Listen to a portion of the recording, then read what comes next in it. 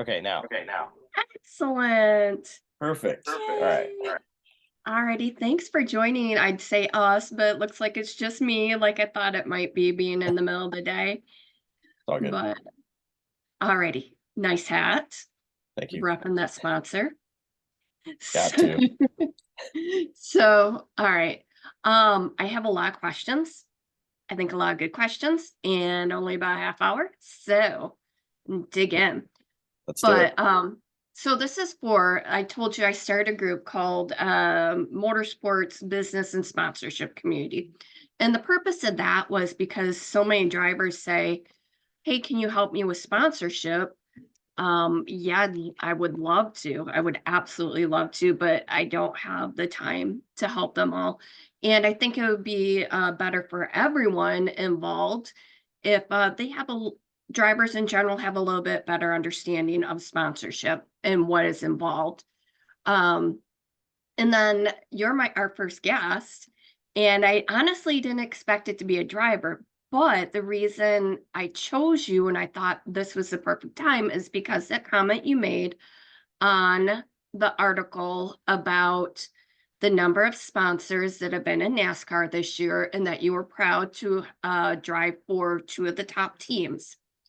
Um, and your comment was it's important which teams you bring sponsors to, they make the experience worth it.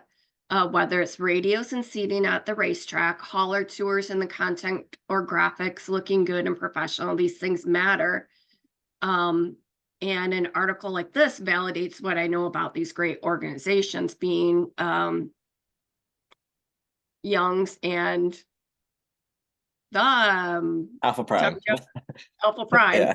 Yeah. Like, shoot. Yeah. So, and again, my comment on that is so true. I've seen that firsthand. I'm not going to say who the baby bad experience wasn't with, but when we got to Young's, uh, it was very evident the differences. I didn't know anything before then. So, without having access to teams as you did previously, um, how can a driver learn about a team and what it offers to drivers and sponsors? So, like, what questions should a driver ask of the team that they're considering driving with? I think the most important thing at first is to do your own research before you approach them. I think if you are looking to deliver something that your partners need, whatever that may be, you can see what they've delivered to partners in the past. So I would say like the best the best way to learn is to lead by example, and I think some of these teams do that by the way that they hold themselves on social media. You can see, like, let's say if you're interested in going to a specific team and you know that they had this really big partner, I would go on the partner's website, see how the partner Mhm. was using the assets that the team gave them. Let's see, what does their socials look like in comparison to the team? Like, what did they get out of it? Obviously, you could do that without asking them directly, and Yeah. you can kind of doing that research on your own. But as far as past that and seeing what it looks like from an optics side, which is a whole nother side of it, the other side would be seeing what they provide you as, as just, hard concrete things. So obviously you could go to a team and they could promise you the world and never deliver. I think what's really important is to not only ask, but when you go to the contract stage, there are certain deliverables that they do give to you, like whether it be like, oh, part of the money that you're spending will be designs, will be crew shirts, will be fire suit design, will be this. And know before you go to the team, like, okay, will this budget cover this, or will I have to go somewhere else? Because that's like a whole nother thing to manage as well. So whether it be the small things or the big things, there's kind of two sides to it. And I think the more research that you do on your own before you ask will help the ask. And so, okay, what I'm asking is not just out of the ballpark. And you have an idea of kind of how they go about things. Excellent. And then, will you let us know a little bit about your past experiences in NASCAR, like how you got to where you are, and then what that has taught you from a business aspect? Yeah, I think my path here is kind of unique. So I started off racing in South Florida, so I didn't actually race full time like ever. I was going to school and I was trying to race. I was 17. I didn't have a single season of anything under my belt. I went to the go-kart track and I started wrenching. Luckily, the team that I wrenched for, a lot of the parents were really nice, and they were like, "Hey, like if you help wrench on my kid's cart, like I'll give you the chance to drive the cart in a race." And I just kept doing that, and then slowly collecting like my network of people who I knew that I could count on and supported me. And luckily, I learned enough so that when I did eventually move, I had a place to stay. I knew who to talk to. Mm, That was really important, because if it wasn't for that kind of network that I made down there, even go-karting, I probably wouldn't have met the people that I needed to meet to be able to move here and like, have a place to stay, have food to eat, and be able to work. And I ended up working for JD Motorsports mm. as a tire specialist and interior guy for a couple of years, and that was invaluable experience. Like I did not get paid anything, barely. Like I got paid pretty bad, but like that's just, that you'll have that on the small teams. But doing that helped me realize how much, number one, how much things actually cost. Seeing it from a driver's perspective, all the drivers that I met, what were their experiences like? I picked their brains. I was like, hey, how did this work out? Like, hey, like, do you know like the scuffs that you're getting? Do you know that like all the small things that you don't realize come with, oh, I got a cheap deal. I got a really good deal. It was like way cheaper than all the other deals. But did you know that your car has not been serviced? Did you know that we are keeping the same rotors on it for the last few weeks? Like those small things. And you learn that being on the side that I was at, and it helped me gain a little bit more perspective when I ended up driving years later after that. So as a side note, my son and I met you. I asked what it was. I think it was Darlington 3 years ago. And it was as you were working on a car. I believe you were sitting on a tire. So I do remember that. that's amazing. Yeah, that was my first experience at a NASCAR race in the pits. It was phenomenal, and I never want to go back. Or in the infield, whatever. Sorry. Okay.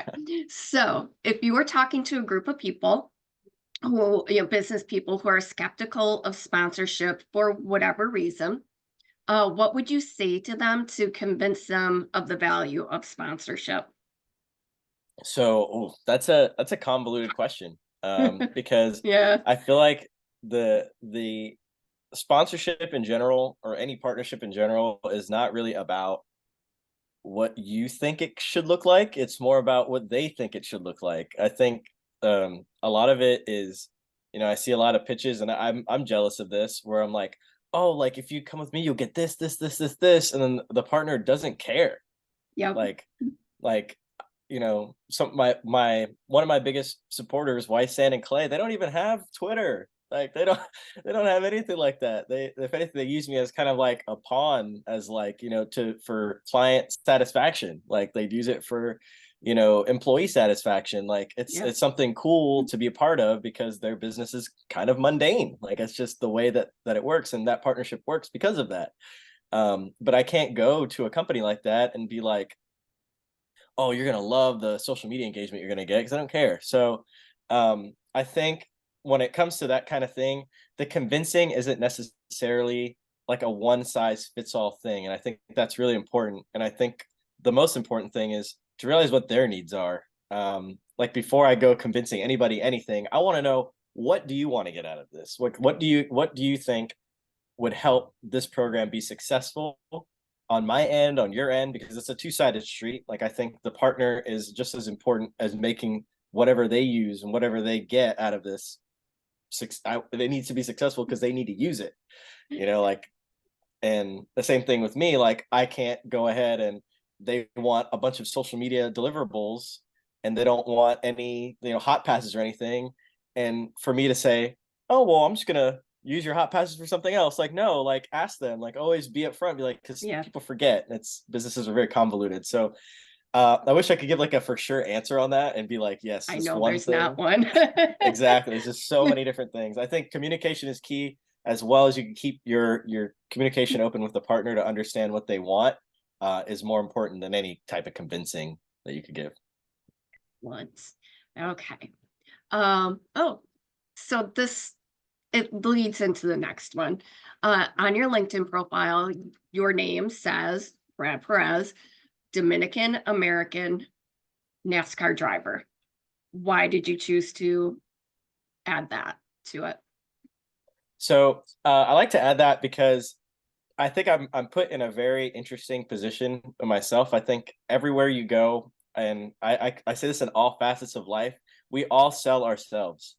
Like we all sell ourselves, and whether it's a super hard sell, like I need you to know who I am, or a really soft sell, like I'm like my personality is what I wear on myself every day.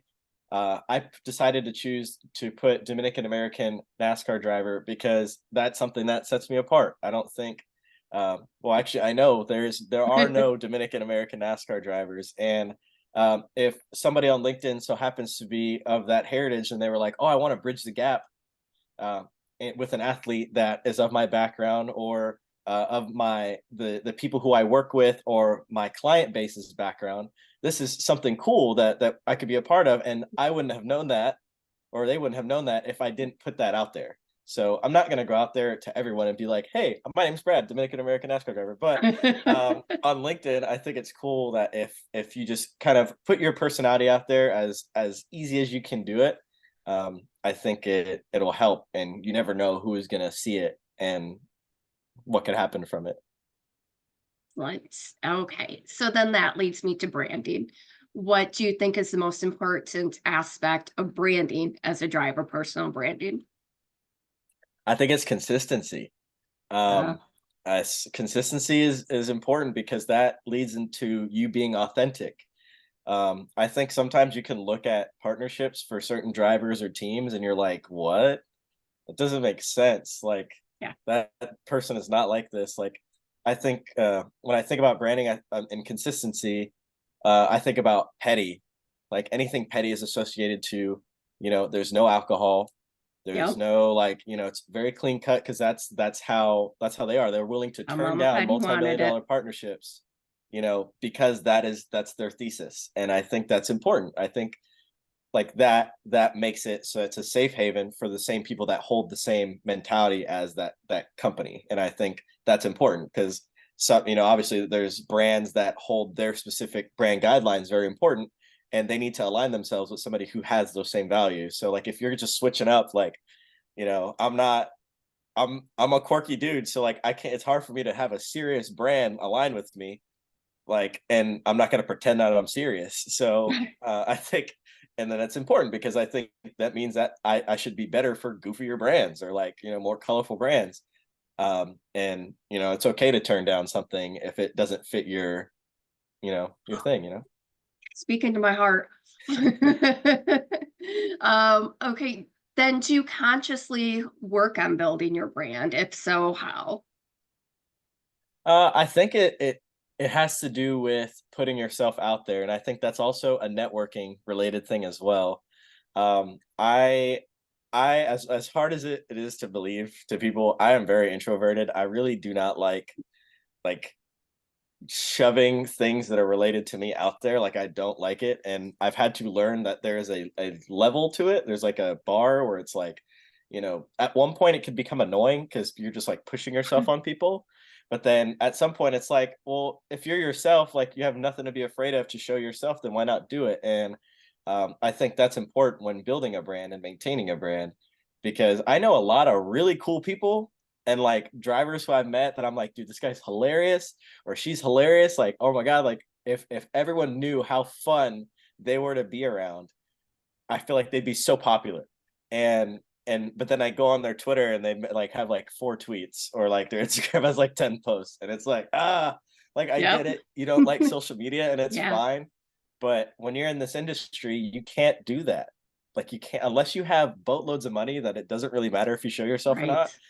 Like when it comes to marketing, it's like, be yourself. Don't be afraid to be yourself, but like it's okay to share. Like you don't have to share everything about your life. Like I'm not going to share where I live. I'm not going to share like all that stuff. But like if I'm going to the store and I thought like, I saw like a plush doll and it was funny, I'm going to take a picture of it and I'm going to show it to people just cuz, and I think that helps build a brand if that's who you are. It does. It does. I agree.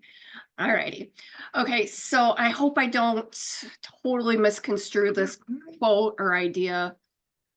A few months ago, there was, I think it was a driver owner who said something about um is not in the best interest of the teams, and it does not provide enough ROI for the teams to promote the individual drivers.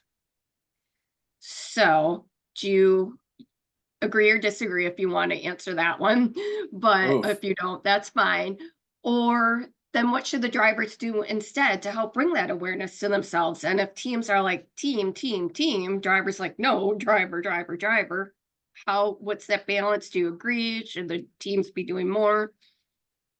I think it's a two-way street. I think when you race for a team, it is a partnership. Just like if it's you and a sponsor, it goes both ways. I think if a partner is promoting the driver that they partner with, I think that's as important as a driver showing who the partner is. It's the same thing as the team showing who the partner is, or the team showing who the driver is.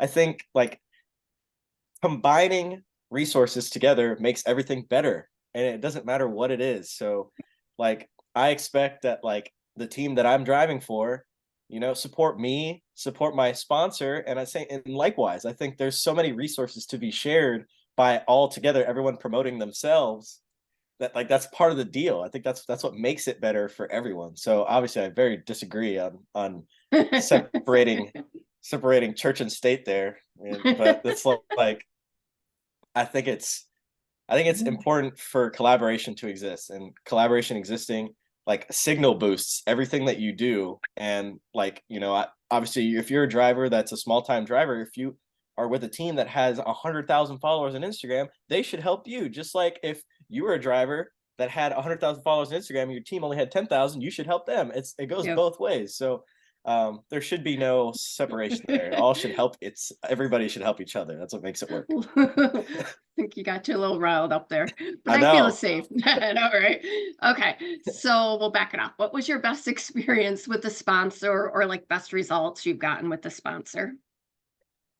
So I will say my partner Green Tech Energy is a partner that I hold really close to me. I'm really close to the CEO. I'm really close with the employees. It was an awesome time that we had one time when I did my truck race at Coda, and we did it just about, I feel like how almost every partner of their kind of caliber should do it. And it was the first time I've ever activated something like that. So I was super nervous. We were at the racetrack, and we basically invited the entire sales team of Green Tech Energy over to the racetrack. They had never been to a race before. They were super excited. They were super motivated afterwards, and that led to more sales for them. Yep. Which then led on to, we did another partnership at the Roval in October. We said, okay, the best in sales of throughout the year through that time get to go to Charlotte to enjoy that race. And it was like 10 of them got to do it. And we had a ton of fun. We were at Airbnb. We were having tons of fun. Like, it was great. They all went to the race. And then on top of that, we did a promotion with my fans and stuff, where if you were to sign up to just have a quote, you don't have to buy anything. Even if you were just to sign up for a quote for Green Tech Energy to see if solar worked for you, you got your name on my car. And then of the people who actually ended up signing up for solar, got 2 hot passes to the race. It got to meet me, got a bunch of goodies, give them shirts and stuff like that. So it was really cool. It kind of worked both ways. I feel like they definitely got their return on that. And I honestly, I wish we could have done it again this year at Phoenix. It's been tough for them with interest rates and stuff, but Mm, yeah, it's been rough. But for that time period, I mean, that was their best sales period in the history of the company. So nice doubling job. down on a partnership like that definitely made me feel good, because it was like, okay, I'm not just, as a driver, you don't want to be like, oh, I'm just asking you for money. Like, it's actually worked, and hope to use that model in the future, because it's definitely a model that's worked for people in the past and I would finally love worked to for me. see a case study on that. That's fantastic. Okay. Um, who helped you find your sponsorship? I don't need a name. I'm like one person, two persons, no one. So it's different. So The only partner that I've ever found through a straight up cold anything was Bone Steel Aerospace. I was a cold email that I sent in November of last year, and that was to race Daytona ARCA, and they ended up not doing that, but they ended up doing 3 more races. So Fantastic. that's the only cold email that's worked, and we ended up doing like the cool bread rocket thing, and with all the merchandise, it was really nice. The fans got behind it. But Green Tech, I got them through an iRacing league that I did, or one of the iRacing league sponsors knew the CEO of the company and put me in contact with him. We had like a 30-minute phone call, and he became a partner. Apex Coffee, that's one that I met through a mutual friend of a mutual friend that was like, hey, trying to race in Texas. If you know anybody. He goes, hey, I know a guy. He owns a small coffee shop in Waco, and he's a racing fan, so you should talk to him. I was like, okay, give me his number, and then I called him, and here we are.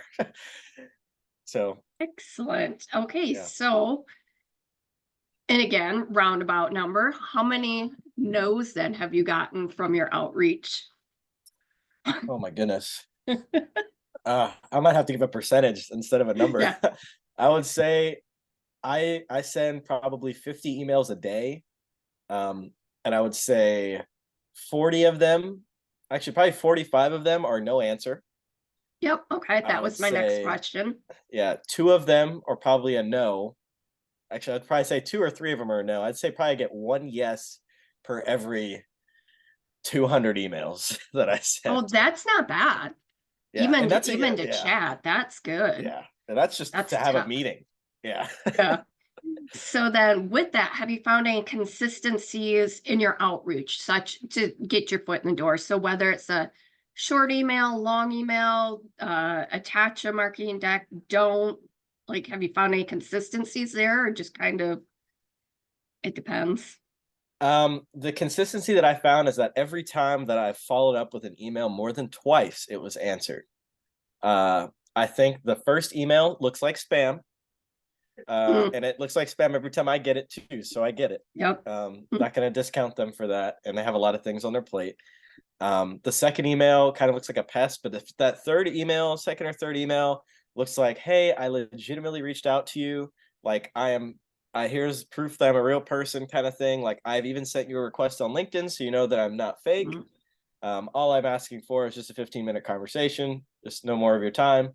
Usually that's what gets it. Like I think that second or third reach out usually gets it. If not, if you sent those 2 emails and they have a number attached to them, usually a call, even if you get transferred to a million people, if you get to that one person like, hey, I sent you an email regarding this, and I think it'd be a really good opportunity for us both, thing. Usually you end up getting to somebody and speaking to them, and then if not, you get a no. I'd rather get a no than a ghost, then, yeah, Yeah. yeah, excellent. Because recently I've talked to drivers, like I've reached out to 600 companies. And did you reach out again? Yeah, Good to absolutely. Don't hear. be afraid. Good to hear. So best advice for drivers looking to further their careers with sponsorship. I need sponsorship to race. What's your best advice to them? Don't just look after a specific company, or don't look up after specific companies. I think what helps the most is showing up. If you show up to the racetrack, you will meet somebody who races, who used to know somebody, who knows somebody, who is interested in helping somebody. It's always that, like, that third connect, or the Hmm. friend of a friend of a friend, the cousin of a cousin. I think the more that you realize that your network is bigger than you think it is, that's when you kind of unlock that idea, like, oh, like I haven't reached out to everyone. So be out there, like show your face. Like I get calls from people that I'm friends with that I have not asked them for any sponsorship, no help or anything, but they'll call me and be like, hey Brad, I heard you're trying to run Daytona. I have a friend that and they only knew that because I told them in passing, hey, yeah, I'm trying to run Daytona. I'm trying to run Daytona. So they know, they keep that on the back of their mind to call me. So that's that kind of thing. If you're just out there and you put yourself out there that, hey, like I am looking for help, or I'm looking to be involved, people will come around. You never know. Keep at it. Keep at it. Okay, best advice then for drivers looking to drive at one of those top 3 levels. Same thing. I show up. Show up. You never know what showing up will do for you if you don't do it. I met Jordan Anderson when I was like 13 years old at the racetrack, like as a fan, and me and him kept in touch just in passing, and then he followed my racing and whatnot. Like he's helped me talk into opportunities that I never thought I'd get, like job opportunities. Like, you know, I'm in with other team owners because I knew him, like stuff like that. It matters. Like the more you're there, the more people recognize you, the more they're willing to take a chance on you and trust you, and that's more important than any money you could bring. Anything, if people can trust you and believe in you, and I wouldn't have that if I wasn't showing up. Excellent, excellent. So your ultimate goal with racing? That has changed so many times. Honestly, like I really just want to make a living. Like I want to make a living. I think racing is what makes me happy in life, and I want to do that as long as I possibly can. And one day I'm gonna find out that I'm not good enough, or I'm done, or whatever that may be, or I got injured or whatever. And I want to be able to share that with someone else, and I want to help the people that I feel like deserve to succeed, and I want them to succeed. So I love racing, and I don't want to sit here and be like, oh yeah, I'm just gonna win the Daytona 500, or I'm gonna win championships, like whatever. Like at the end of the day, it really kind of doesn't matter. I think as long as you're happy, and I'm happy racing, and I think racing's fun. Whatever, it could be a lawnmower, spec me out, or whatever. And I do this because I love it and it's fun, and I want to help other people do it whenever I am done. So Excellent, excellent. Who would be your ideal sponsor? oof. I really, really, really, really want to be sponsored by a drink company because I love drinks. I'm working on that, and I've been learning a lot about the beverage industry, and I think that's part of my research is learning about distribution, about how like brands don't do their own marketing, that they have marketing Yep. agencies do their own marketing. I'm learning so much about this Sometimes. stuff. Yeah, and I didn't know that even like 4 months ago. So I'm learning all this new stuff, and definitely would love to have a drink company that, especially stuff that I drink.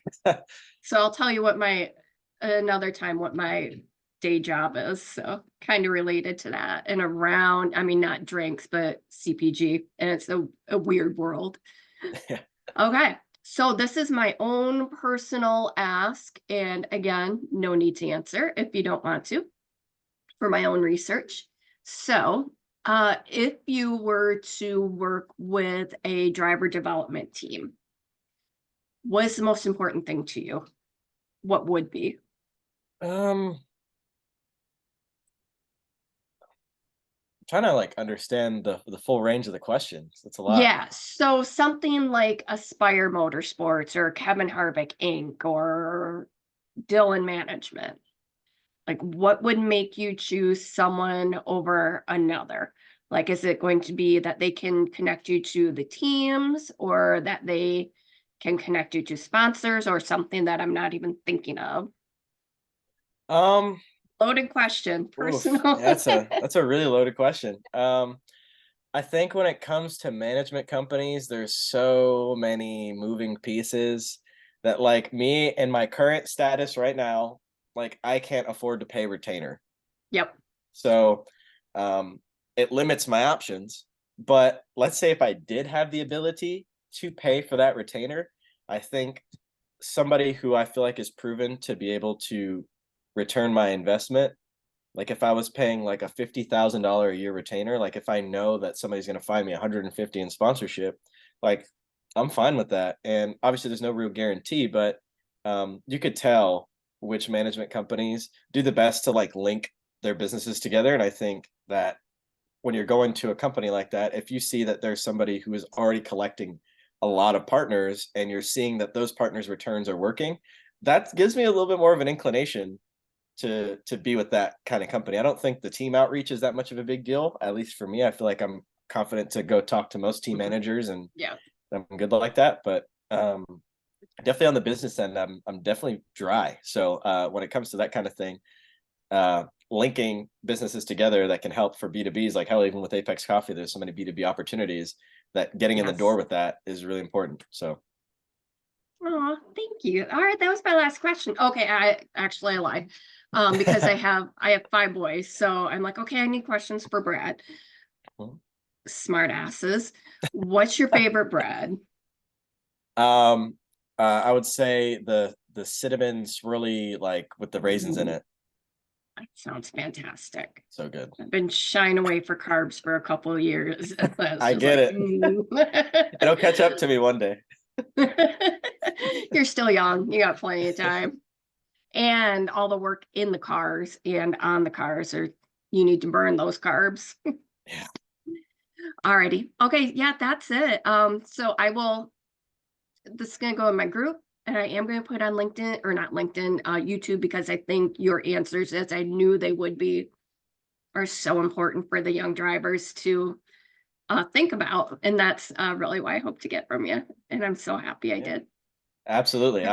I'm looking forward to it. If you need me to speak to anybody, like I'm an open book. So Awesome. The one I was thinking of just messaged me and he was supposed to message me last week and he didn't. He's like, I saw it pop up. I'm sorry.